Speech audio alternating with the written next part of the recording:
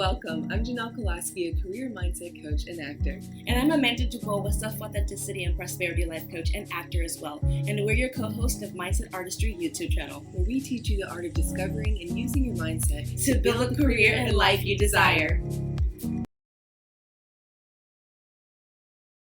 Welcome to Mindset Artistry, and we are so excited to have our beautiful first guest, which we're very excited. Applause all around.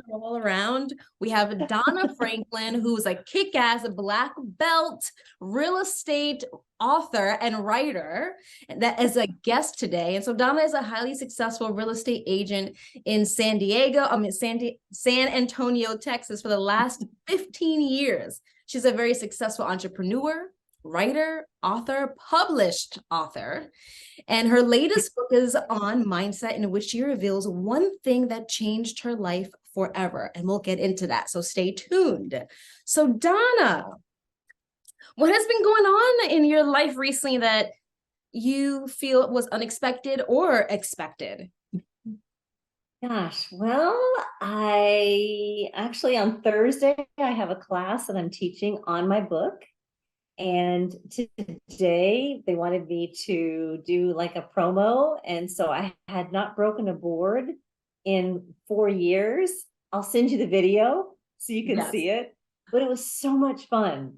And I had forgotten how much fun it actually was, because my black belt testing a few years ago, I mean, you know, I was bleeding on my hands, on my feet, because you have to break boards with your hands and your feet.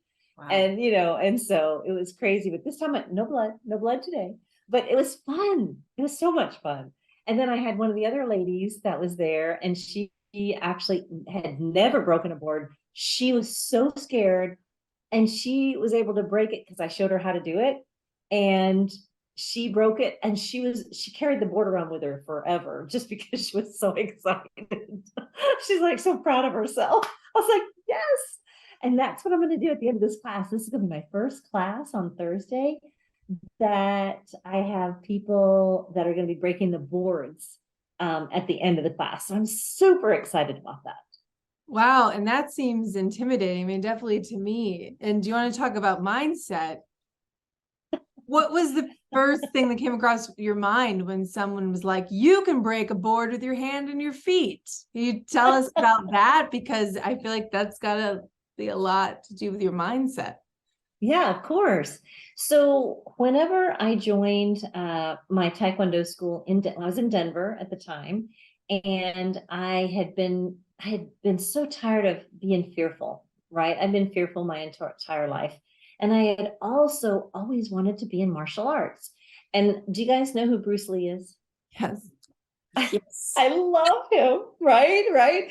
But every time I saw him, I'm just like, I have got to take classes. I've got to take classes. So finally, I decided to do that. And whenever we were in class, of course, we would hit on, punch on the punching bag. We'd spar and do all these things. So you get to that point to where you can, right? And then they teach you the fundamentals. And then the thing is, yes, it was really intimidating at first. And I was thinking, am I going to make a fool of myself, right? By having to try to break the board several times. But they try to set you up for success. So they're going to teach you all the fundamentals, right? And again, a mindset, because you know what? You can have all the ability in the world, as we've talked before, but if you don't have the right mindset, you're not going to break that board. Right? Or you're not going to take that new job, or you're not going to be able to do the things that you want to do. Right? I mean, look at how successful you two are, right? All the things you're doing, you had to have the right mindset. Right. That's very true. Very true. Yeah. If I didn't have the right mindset, I don't think we'd be doing any of the things that we decided to embark on and wouldn't follow through. And that's why it's so important to have a really strong mindset. And speaking of mindset, so I know you wrote your first book, which was Ready, Set, Real Estate, which is so catchy. Love that. love that. Yes. So as you went from writing this first book about real estate, what transitioned into writing this second book called Developing Your Kick-Ass Mindset? I love that question. So the first book was to help new real estate agents, right? Because when I had found out that 9 out of 10 new real estate agents get out of the business in their first 1 to 3 years, I thought I can help them because I've been doing this for a long time, right? And so I know how they can stay in the business, but they just have to do it. So that's when I wrote the first book. And then I never even thought about writing my first book, much less a second one, right? But since I am in Tony Robbins and Dean Graziosi's courses, I also have a coach from Dean's people, and I was telling her, I love the real estate book, but I just really love the idea of mindset because I would never be as successful as I am without that. And she said, well, what have you been doing? And I said, well, I've been writing a course, right? And so she said, Donna, you've got to write a second book. And I thought, seriously? She said, I said, I don't really have the time. She said, no, you already got it. You've got the course. So what I did was I only had to add like 2 chapters because I had already written everything down because I was really wanting to speak on it and talk to people because in real estate, there's so many things that happen that you really do need a kick-ass mindset. If you don't have that, you can struggle. And so when she said that, I thought, you know what? I can do this. I have everything that I need. And that's when I started writing it. It only took me 2 months to write my second book. Whoa. Wow. Because I already had the fundamental. I already had everything down. Typed it up, I just had to add 2 chapters, kind of make sure everything looked good. And it took me 2 months. That was it. And so then I've got it published and it was pretty awesome. I loved it because as you know my story a little bit, I had always loved the thought of how your mindset can change your whole world, right? It can make you or break you. And I knew I had to get the word out. And so with writing this book, it just helped to put everything into perspective and everything falling into place. And now I'm going and I'm speaking and having speaking engagements and I'm coming on amazing podcasts like this one, right? So it's so much fun. But I'm so excited about this book and I love it. So I hope everybody does too. Yeah, I bet they will. And I just love how much joy and light you have. And I'm sure everybody who come in contact with me, I know I've already been positively impacted and you're about being positive. It's so important in this world.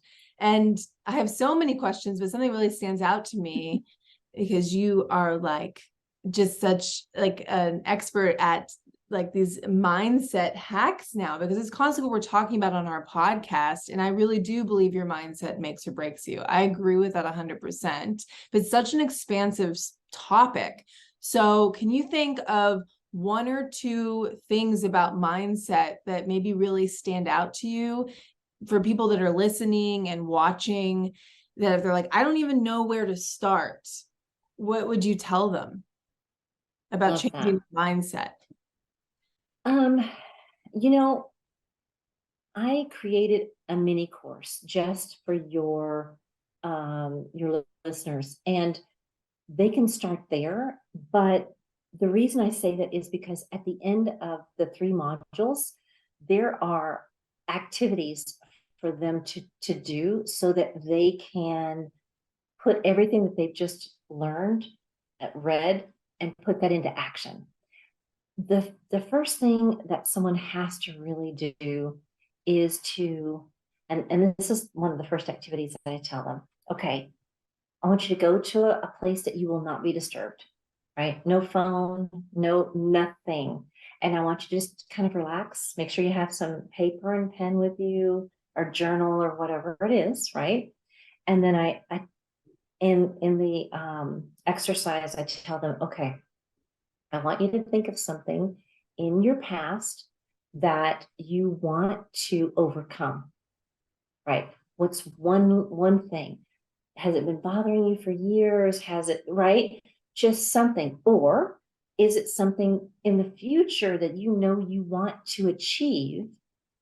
So write it down, and then let's figure out the steps in order to get you to where you want to be. So one, is it overcoming something? Or two, is it achieving something, right?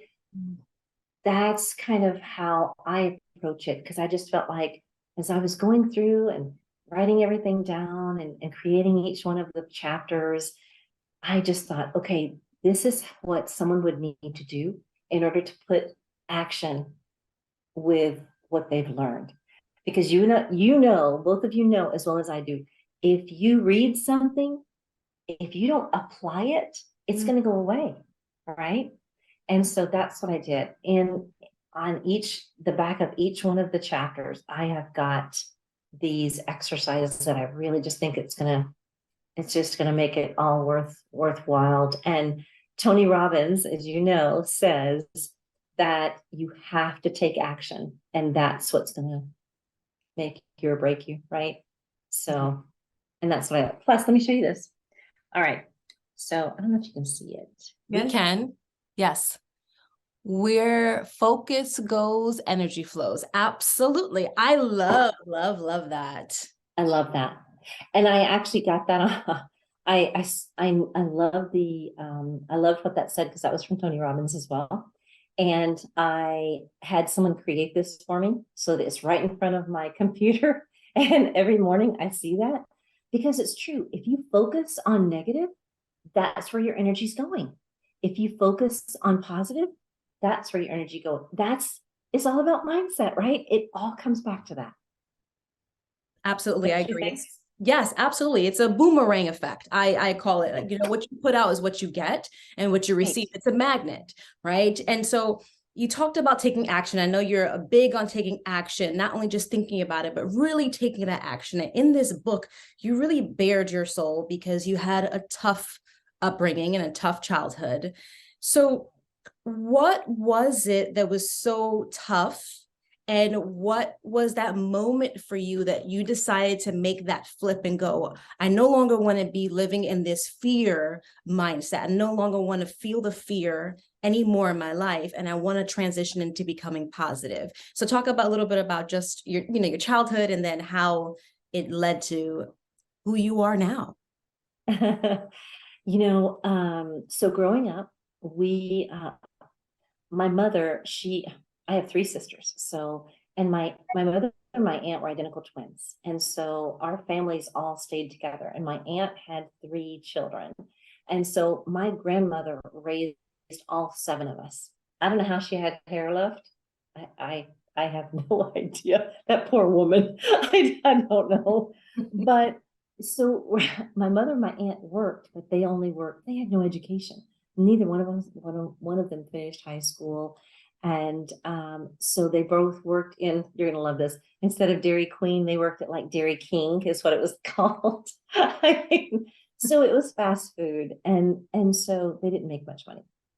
So we grew up with very little food. I mean, very little food. The most that we ever had was whenever we went to school, we had free lunch. And then finally, after a few years, we got free breakfast. And I mean, it was hard making it from going to school with no food to lunch, because, you get headaches. It's hard to focus when you don't have nourishment, right? And so that's what kept me going. And that was so hard. When I could actually start working at 16, that's how I was able to help to bring some food home. But that was a long time, and kids made fun of us, I mean, kids are kids. I never had bought clothes until I was 18, at least 18. I tell a story in my book about whenever I went to the store to buy some clothes, because I had been working for 2 years and I finally had some money that I could buy some clothes with. And I walked into the store and I didn't know how to buy any clothes. I didn't know how to do it. I had never done that for myself.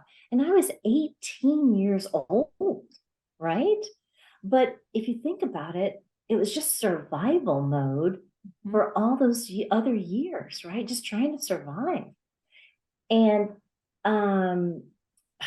you know, it's really, I'm sure some of your viewers and listeners have felt this way, but you grow up and you feel worthless, right? Because that's all you hear. You never hear anything nice or anything. The only time I ever felt pretty in my entire life, up until, that point, was I entered a beauty contest at my school. I have no idea why. The prettiest girls in the school and the most popular girls were going to be in that beauty contest. I don't know why I entered. It was a borrowed dress. I think it was because my sister kept telling me that to do it, but it was borrowed shoes. And yet I won the contest. Oh. But when I got dropped off, it was my sister's friend. He dropped me off. He said, "Don't worry about winning. There's too many other pretty girls that aren't, And I was like, I was devastated. I was already feeling like crap, right? Thinking I'm going to be going up against the most popular, prettiest girls in school. And yet when he said that, I was just like devastated. But when I won, I couldn't believe I won. They kept calling my name and I was in the back crying, thinking, oh my God, that was the first time I ever felt attractive, right? And that was like, I think I was 16 or 17. But when you don't hear those encouraging words or anything like that, it's really hard. But you also grow up just feeling inferior because everybody making fun of you or just not a good situation. Whenever I got out of that store at 18 and I could not figure out how to buy clothes, I got in my car, and honestly, it was so traumatic. I don't remember if I bought any clothes that day. I got in my car and I thought, I never want to feel like this again, ever. That's when I started trying to find self-help books and listening to different people and knowing that no child of mine, if I ever had kids, would ever have to do and go through what I had to go through, right? I just made it, that was my point of, you've got to change something, because if not, this is the way you're going to live the rest of your life. Wow. Well, I can relate to that. I think growing up with my parents in the Bronx, and we didn't have much money, and my parents even told me it's so interesting how as a child we pick and choose what we remember as adults. And Right. There's things they told me now that I'm like, that happened? That's crazy. I don't remember that. And two things that they told me, and I'm like, I don't remember that. One Christmas, my parents struggled so much to get me gifts that we didn't have a Christmas tree. And they put the Christmas tree up the night before Christmas while I was asleep. And I don't remember this at all. And I was very young, and they put it up and they got the gifts, and it was like very last minute. They stayed up all night, and I don't remember that. But what I remember is, the good times. And Right. It's just so interesting how you can sometimes block out the negative things and the traumatic things until a moment in your life kind of activates it as an adult. And then, Exactly. as going in middle school, my parents didn't have enough money. So I didn't wear the fancy clothes. I thrifted a lot of my clothes, which is so cool now because it's called vintage, right? It's like very hot. Right. But I was doing it before it was cool. And I was doing it before it was cool. And, my parents only allowed me 2 pairs of sneakers or footwear a year. And it was Timberlands for the winter and a pair of Uptowns. And I had to keep them clean because that was the only pair of sneakers or footwear I was allowed to have for that year. And it was and I remember feeling embarrassed when I saw all the other kids around me, that their bodies were developing more than I was. I was this lengthy kind of skinny girl, and they had the Jordans and their hair was flowing and beautiful. And I had like the nappy kind of hair and didn't know really how to take care of it. And it was just very intimidating. And I remember really feeling worthless, really feeling unbeautiful, like unpretty. It was Right. pretty for a really, really long time. And I struggled with that. And it wasn't until I guess maybe mid high school when I really decided to just go, well, I'm going to leave that person behind. And this person who I am now, I'm going to choose to be. And I, put up this certain persona. And I guess it was a mindset then didn't know, but now Absolutely. I do, right? So I really relate to that moment that changes or flips you to go, I never want to feel that again.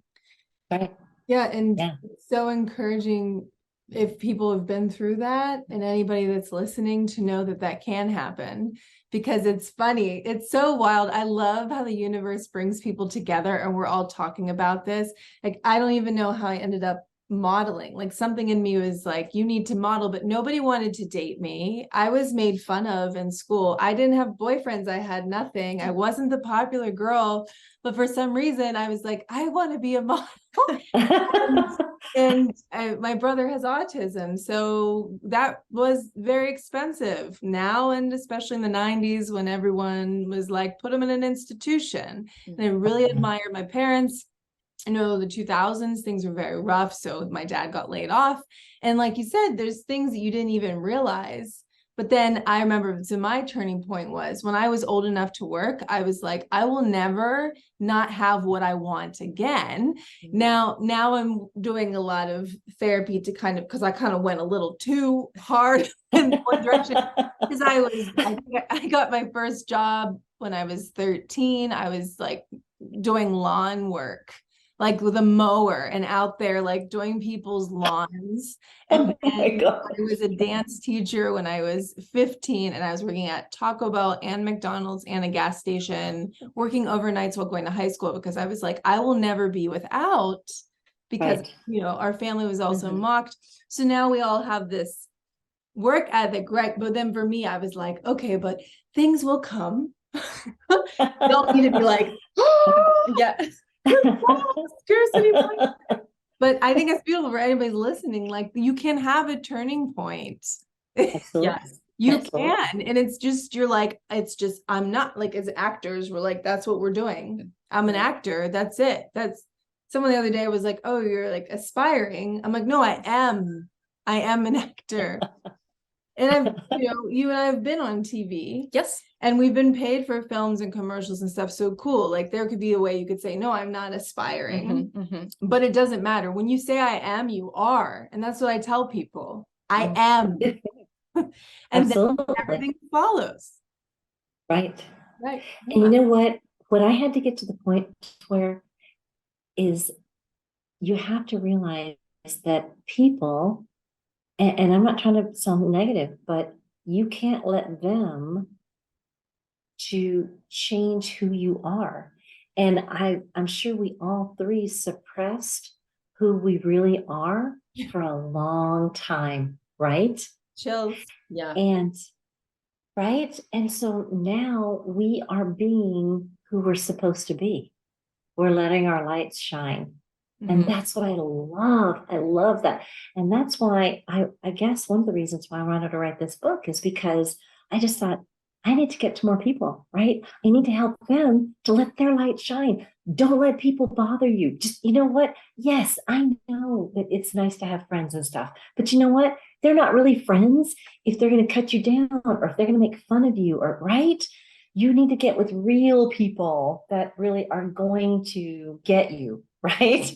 And so I just thought, I don't listen to people anymore.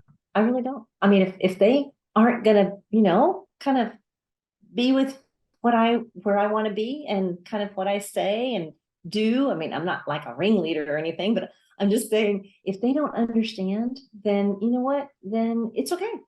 And they have their thoughts, but I'm not. I will never ever be that little girl again that is made to feel like crap, right? I mean, I won't ever be there again. Yeah. And it's all about mindset. Yeah. Right? Kick-ass You don't mindset. need- It's that kick-ass mindset of choosing different and knowing that also the choice is there for you if you allow yourself to make that choice. Because at the end of the day, it's always in your grasp.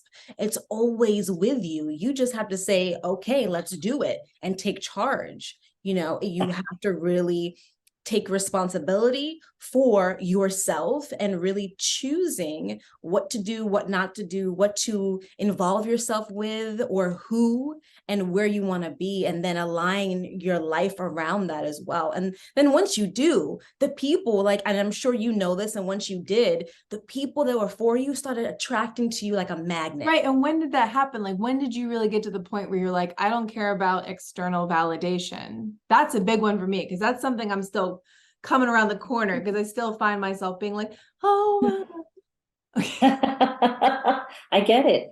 You know what? I think it actually has been in the last 3 years. Mm.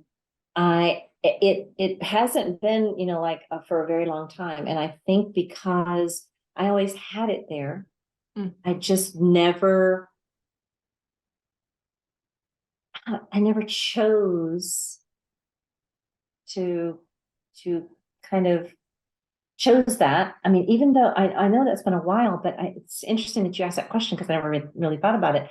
But it's been about 3 years, because when I first started getting involved with Tony Robbins and Dean Graziosi and started listening to what they have to say, and Tony is so powerful, he's in your face. He's like such a force to be reckoned with, I guess you'd say. And he just tells it like it is. And I thought, you know what? I like that. I like it because he says the truth, right? And he helps so many people. And I really do think that when I kept listening, and I just continued to try to, just make steps every day toward where I wanted to be, that's when I really did feel this power. And it's only been like 3 years. So you've got a little ways to go, but I think you're going to be much further along than I'll just think of you, and I'll be like, whatever. Yeah, I appreciate you sharing that. And I think something else I run into, at least with the clients that I'm working with, and even with me, and I'm okay with setting boundaries, but there was a thing where always like, because I'm kind, I have a lot of empathy because of my brother. I say that's why I'm so nice, because of Joe. You just see a different perspective when you have someone with special needs in your family. You're like, oh, let me think of everybody. So it was so hard for me. I'm like, no, I'm really nice. I'm not here to get you. But people were so intimidated by me, and I constantly hid myself. But look at you. You're so lovely and warm and kind still. But you're like, but this is what's up. So was that hard for you? Like, was that difficult? Oh, very much so. Because people take advantage. A lot of people, if you're nice, they think you're a pushover, right? And I'm sure you've experienced that. Both of you probably have experienced that. And I had to get to the point to where I'm a lot more outspoken now, right? Not mean. I'm not gonna do that anymore. I'm not going to allow that anymore. It's funny because Dr. Phil has always said, you allow people, or you teach people how to treat you, right? And so I get all those years, I was thinking, I allowed them to do that to me because I didn't have the confidence in myself, the value. I didn't feel valuable, right? And I think that's really another thing. Is I speak about it a little bit in my book about how we are all valuable, right? Every single person has great value, but you have to get to the point where you believe that. Because if you don't, nobody else is going to believe you, right? That I think that was so huge whenever I figured that out too. And at first I didn't understand what Dr. Phil was saying. I thought, what do you mean teach? We teach people, right? Mm-hmm. And then I realized it's true. Because if somebody's going to say something to us, and if we don't correct them or say something that, show them that that's not the way that we want to be talked to or the way that we want to be treated, then they're going to continue, right? So I love that too. I mean, I just thought, wow, that was another huge little nugget, in my thought process too. Yes, I love So, that. I agree with you 100% because until, I work with special self-authenticity and prosperity, and self-authenticity is really important and it sets the foundation for all the things that you've worked on, because you have to know who you are inside and then accept it, support it, be committed to who you are, love yourself unconditionally, even the shadow parts of yourself, the undesirable parts of yourself that you questioned, the choices that you've made in the past, right? You have to accept all of that and then acknowledge where you want to go and really be accept that and take responsibility for the people around you too, because like you said, if we don't set boundaries, if we don't tell people we don't want to be treated that way, they will continue because they don't know any different. They exactly. don't know any different. And so you're also teaching them how you teach or how you treat yourself is how you tell people to, teach you or treat you. And so if you're talking about yourself in a negative way, oh, I'm not pretty enough, oh, I can't do that, or you're allowing others to say, oh, she can't do that, don't even bother, oh yeah, she's okay, she's not beautiful, all the things, because you're teaching them that dialogue, and then it subconsciously they're putting that in their mind, so when they think of you, that's there. Oh, that's amazing. That's so true. It's telling them, go, no, I am beautiful. And they may not believe it then and there. And that's fine, because beauty is subjective. And the only person that matters, whether you're beautiful or not, is you, right? When you look in that mirror and go, I'm amazing, I'm beautiful. All the things that I've done for up into this particular moment is a great. You have to set that mantra, that mindset, which is why it's so important, because when you do, you're able to align your choices in life. You're able to align your vocations, your family, your friends, all the things start to come into play. So true. Yeah. So one of the questions I have for you about your book is, I know you said you did your mini course, you were doing your course and then you jumped into creating this book, but did something surprise you while you were writing this book? Something unexpected that you weren't sure was going to come up for you, or you were like, wow, I didn't even know that was going to be a part of this book, this story. And I'm glad. Yeah, I didn't even remember some of the things that like you said earlier, you suppress some of the negative feelings.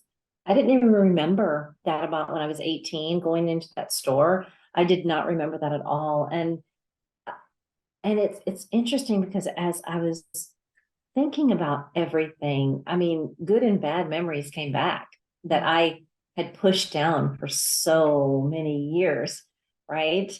Um, it really it made me go into a place that I hadn't been in a long time. And I needed that because I needed to be able to feel those feelings again and go, it gave me even more power in my thoughts because I know how far I've come, right? From that child that had no power, no anything, right? Being made fun of, really, you feel like crap. You feel like you're nothing. And to now, it's not like I don't struggle sometimes, right? But because we all have negative thoughts, but I've also learned how to get those negative thoughts out of my mind as soon as possible, right? Mm-hmm. So every single morning, if I have a negative thought, if I wake up and go, oh, and think of something that didn't go well the day before or whatever, I'm like, you're out of here, right? I have to do that immediately because then that starts off your day. That makes or breaks your day. So, we all can struggle with it, but once we learn how that we have to get rid of those thoughts, the negative ones, and put the positive ones back into our lives and into our minds so that we can make our day a fantastic day, then that's what we have to do and that's what I've learned. That's one of the keys that I've learned that I had to do. But yeah, it was crazy because I had like I said, some of these things I had never thought of for years, right? I didn't know it until about 4 years ago that my mother really didn't want me or my older sister, right? And that's one of the things in my first chapter that I say, I didn't know that. And my sister told me. And of course I had pushed that aside. And then as I'm writing the book, that was something else that came up. And I thought, no wonder I also felt kind of inferior, because if your own mother doesn't want you, so our grandmother raised my sister and myself most of our lives. And so she was kind of like our mother. She was mostly our mother, right? But that was something else that I had to deal with, right? So yeah, those were a couple of different things that it really took me back whenever I was thinking about it. And I thought, oh my gosh, okay, deal with this right now. Right? But yeah, it was good. I love what Tony Robbins says: life happens for us, not to us, right? So I really do feel like that what happened, the reason I grew up like that is so that I can help people now. I've actually started a program that at one of the schools in one of the school districts here, that the kids we bought backpacks for them. I give them money for food. I give the counselor money so she can go buy food. And they put the kids come in every Thursday and they pack their own backpacks and food for themselves and for their siblings. And they take it home so that they'll have it on the weekends. And they bring the backpacks back on the following week, and then it starts over again. So I really want to expand that. I would love to make that across San Antonio. I just think that's so important, because these kids, they really need to have food, because I grew up like that. And I really truly think that that's why I had to do that, so I could help kids now. Right. Oh, it's so beautiful and lovely. And I know that means everything to them. And I definitely have seen certain parallels in my life as well, where I've gone through something and then now I'm like, oh, cool. Now I can help someone.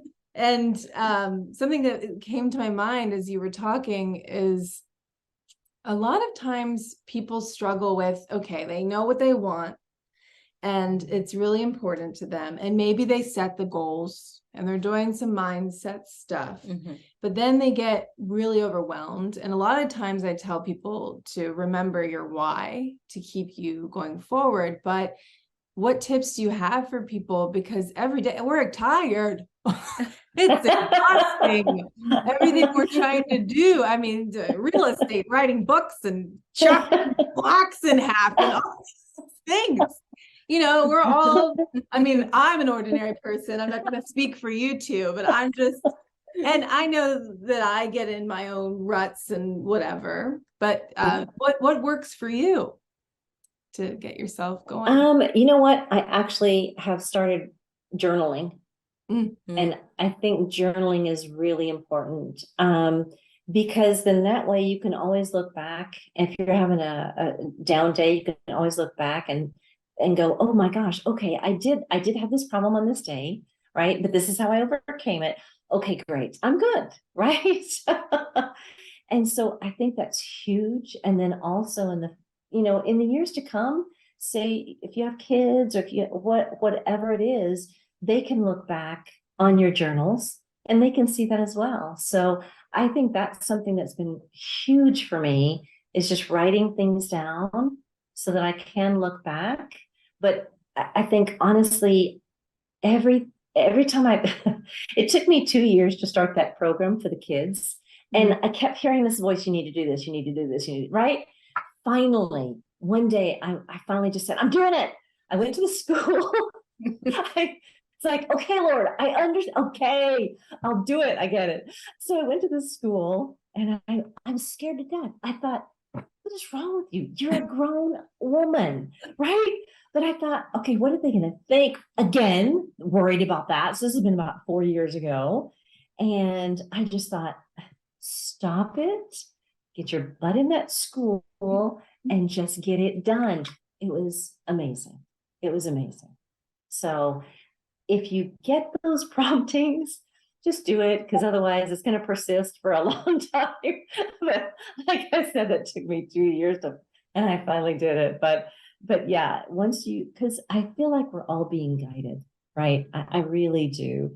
And I just feel like when we have a prompting that really speaks to us, just take action, no matter what it is. Even if you're not prepared, just think about, okay, what is one little thing that I can do, and then do it, right? Because if you don't, it's going to stay around and it's going to be on your mind.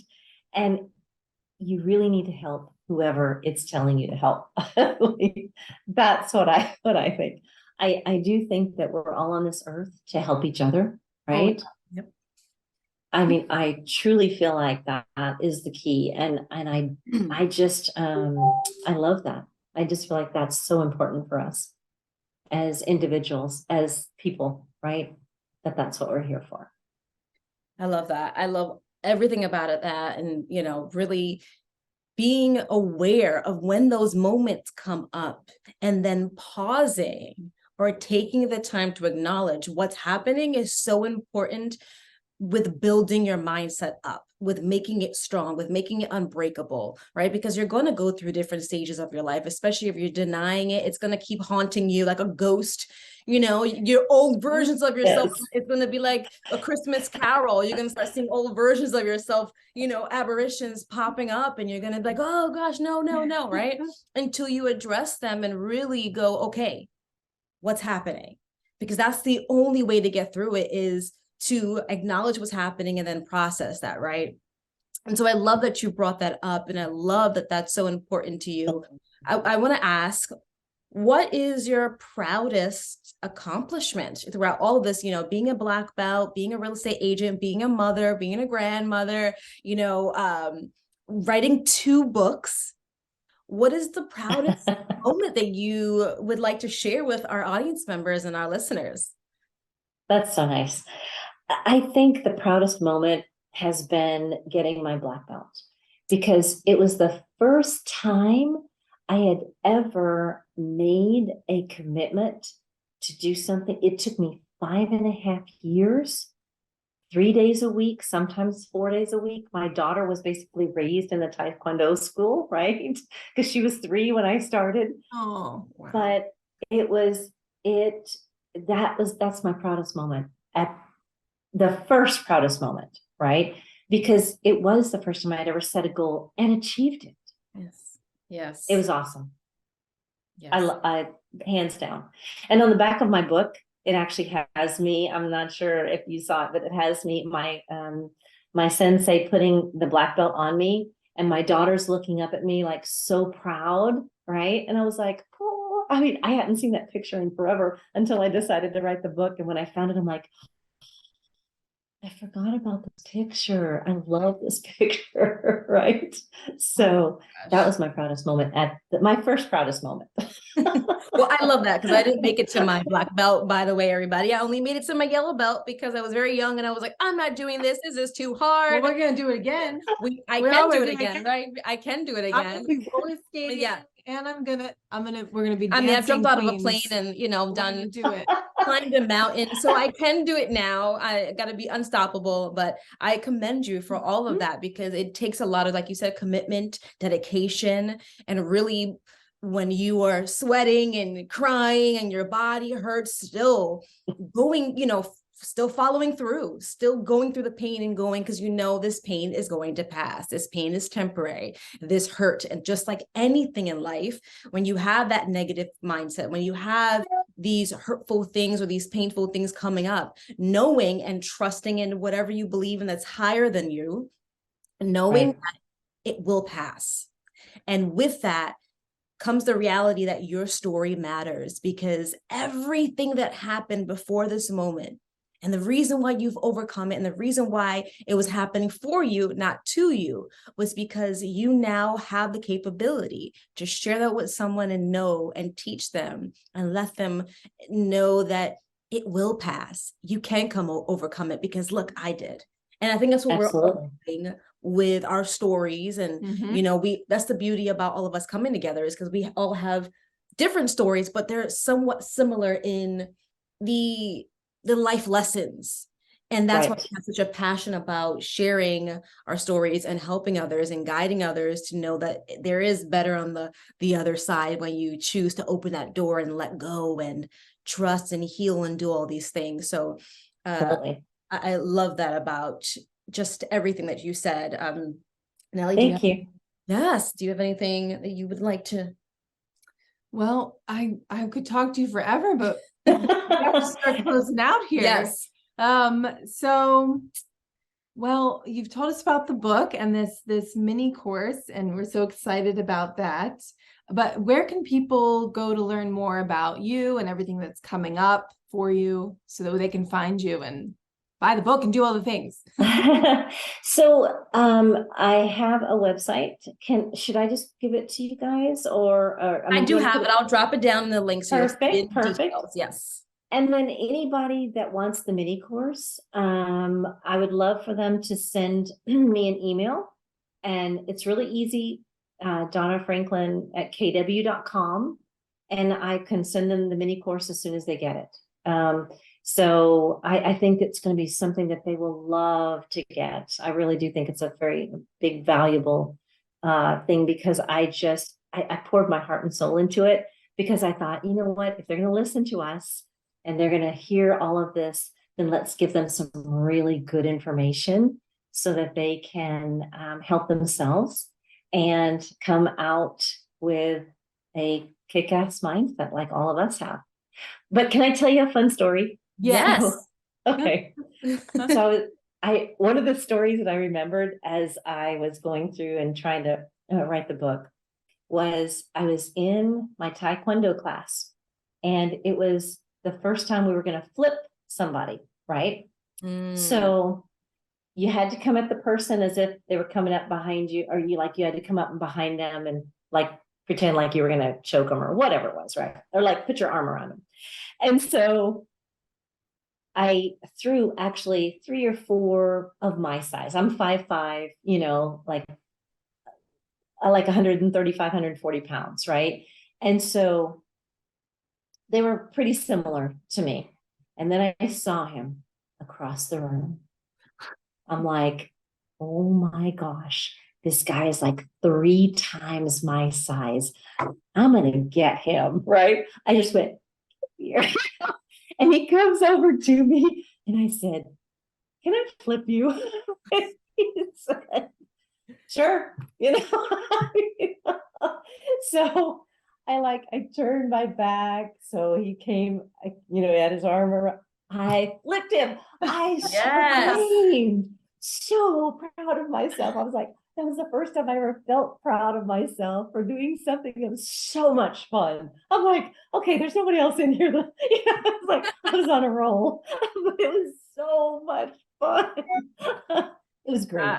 Oh my gosh, I love that, because it just reminds you that the things that scare you the most, you should go for it, because it's going to be the most rewarding, right? And the most exciting, and you're going to realize how capable you are, even because we deny ourselves so much that we can't do this, we shouldn't do that, because we're thinking about the expectations of the world and society. But when you start really going, you know what, I'm going to go for it because I know that I can, or because it scares me, coming out on the other side and doing it, you're like, what? Yes, I am a kick-ass. I do have a kick-ass mindset, right? I am that boss lady and boss woman who, I am, and I can, and I will, and I'm doing, right? And I love that. I love that story. Yes. Was he surprised when when you did it? Did he say anything? He was shocked. Good. Yes. Yes. Well, I want to thank you, Donna, so much for attending and joining us today and letting the audience know who you are. For those who don't, now you do, because she's like kick-ass, right? This is Donna Franklin, and stay tuned for the next episode. We'll have more guests, more information, more of the mindset and how to develop that and be your own version of a kick-ass person that you are. And if you want to know more about Donna, like you said, visit her website, and all the details will be down below. And we'll see you next time. What are your thoughts about this episode? Drop it in the comments and let us know what you want to dive into next. Subscribe, like, share, and click the link below to book a free consultation. And We'll see you next time.